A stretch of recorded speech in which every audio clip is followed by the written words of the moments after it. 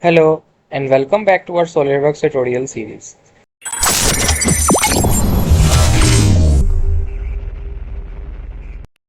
In this lecture, we are going to see how to use a flatten feature, unfold feature and fold features.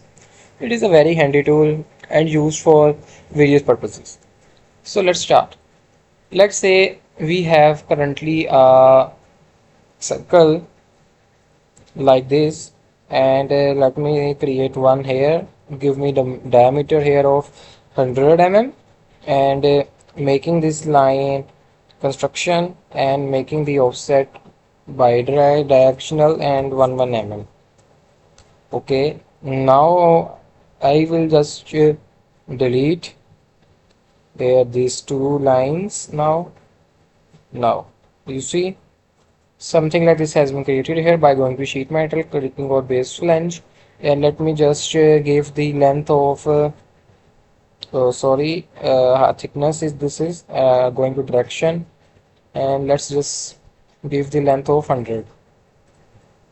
Now we have created something like this. And if we talk about the sheet metal does not available in the circular feature. For the manufacturing purpose, we must have the sheet in a linear way.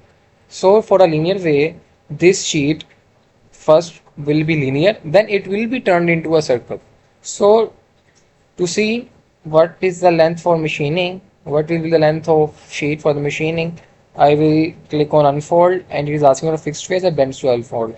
So let's say I want this edge to be fixed and collect all bend, and I will click on just check. You see, this is basically the sheet which will be used for the bending and making a circular feature.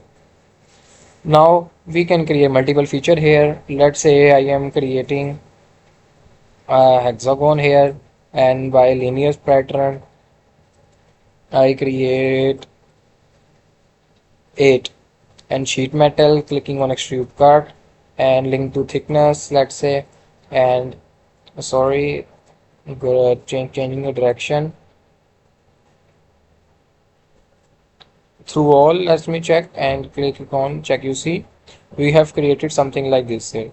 Now if I go to fold, and it is again the edge is selected already been selected, and if I click on bends to fold and click on all bends and click on check, you see it has been folded and all the cuts are existing there now. So this is a very handy tool, fold and unfold. And if I click on flatten, you see it becomes flattened, and now we can convert it to DXF, export DXF for the machining purposes.